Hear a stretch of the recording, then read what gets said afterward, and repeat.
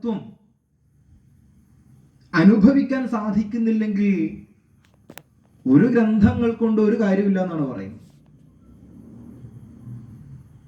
ഇത് പറയും, അധീത്യ ചതുരോ വേദാൻ സർവശാസ്ത്രാണ്യനേകശഃ ബ്രഹ്മതത്വം ന ജാനാതി ദർവീ സൂപരസം യഥാ. എന്താ ഇതിന്റെ ആശയം? അധീത്യ ചതുരോ വേദ, 4 വേദങ്ങളും പഠിച്ചിട്ടുണ്ട് ഒരാള്. സർവശാസ്ത്രാണ്യനേകശഃ, എല്ലാ ശാസ്ത്രങ്ങളും പഠിച്ചിട്ടുണ്ട്.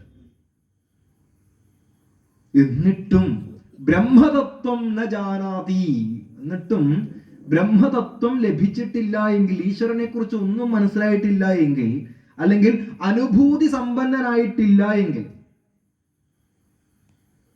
സ്വാനുഭൂതി സമ്പന്നത എന്ന് അതിന് പറയാം.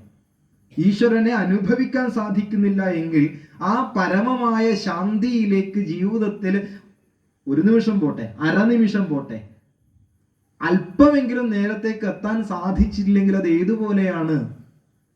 ഋഷി നമ്മളോട് പറയും, ദർവി സൂപരസം യഥ, അതുപോലെയാണ് അത്ര ജീവിതം. എന്താ അങ്ങനെ പറഞ്ഞാൽ? ദർവി എന്ന് പറഞ്ഞാൽ തവി, കയ്യിൽ എന്നർത്ഥം.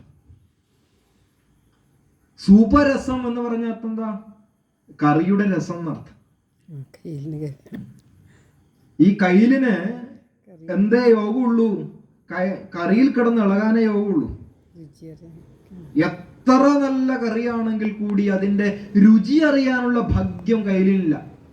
ആലോചിച്ച് നോക്കേ, അത് സാമ്പാർ ആയിക്കോട്ടെ, പുളിശ്ശേരി ആയിക്കോട്ടെ, എന്തും, പായസം ആയിക്കോട്ടെ, ഇതിന്റെ ഇടയ്ക്ക് ഇങ്ങനെ ഇളകുക.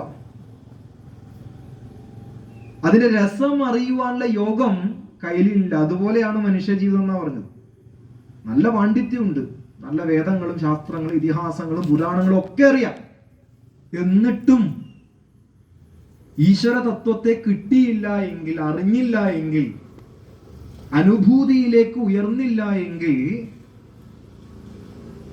കയ്യില് പോലെയാണ് ജീവിതം എന്നാ പറഞ്ഞു. അപ്പൊ വളരെ ആഴത്തിൽ ചിന്തിക്കേണ്ട ഒരു ഗ്രന്ഥമാണിത്, അല്ലെങ്കിൽ ഭാഗമാണിത്.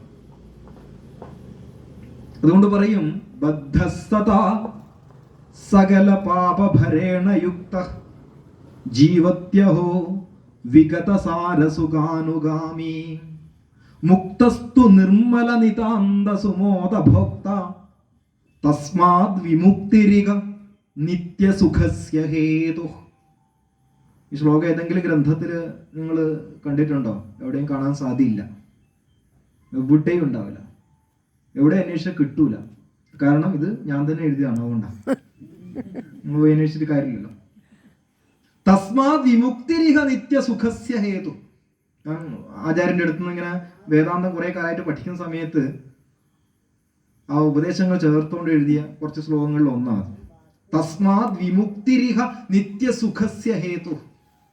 വിമുക്തിയാണ് ഇതിൽ നിന്ന്, എല്ലാ കെട്ടുപാടുകളിൽ നിന്നും വിട്ടുകൊണ്ടുള്ള ഈ വിമുക്തിയാണ് നിത്യസുഖത്തിനുള്ള ഹേതു എന്ന് പറയുന്നത്. എല്ലാം ഇത് വിട്ടുപോകണം എന്നല്ല അതിന്റെ അർത്ഥം.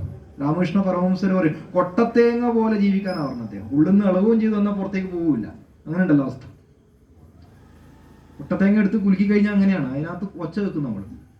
ആ തൊണ്ടിൽ നിന്ന് അത് വിട്ടിട്ടുണ്ടാവും, പക്ഷെ എന്നാൽ ഈ സംസാരത്തിൽ തന്നെ ആയിരിക്കും അതുള്ളത്. അതുപോലെ ജീവിതത്തിൽ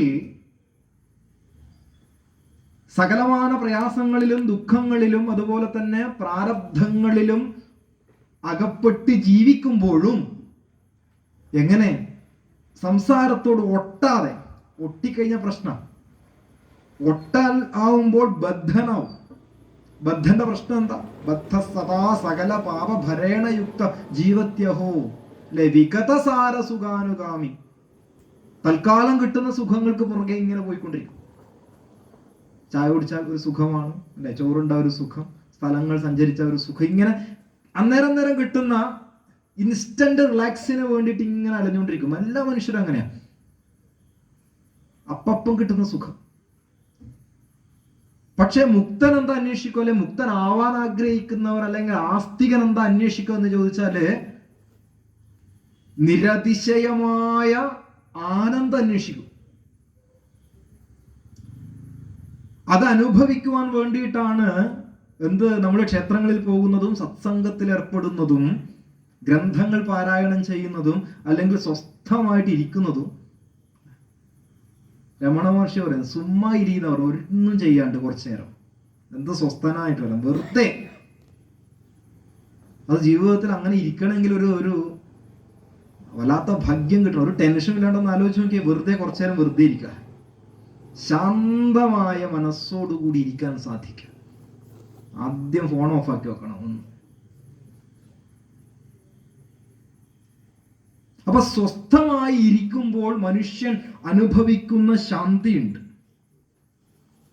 ഈ ശാന്തിക്ക് വേണ്ടിയിട്ടാണ്, അല്ലെങ്കിൽ ഈ സമാധാനത്തിന് വേണ്ടിയിട്ടാണ് സകലമാന ഗ്രന്ഥങ്ങളും നമ്മളോട് ഉപദേശിച്ചു കൊണ്ടിരിക്കുന്നത് അല്ലെങ്കിൽ പറയുന്നത്.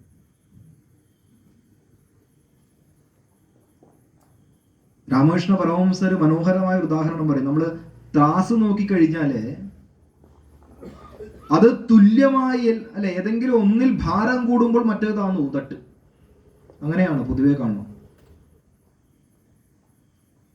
അപ്പോൾ ലൗകികമായ ആസക്തി കൂടുന്നതിനനുസരിച്ച് ഈശ്വരീയമായ തട്ട് താണുകൊണ്ടിരിക്കും. അദ്ദേഹം പറഞ്ഞ ഉദാഹരണം അതാ. ഇത് എപ്പോഴാണോ എന്തൊക്കെ ഒരു തട്ട്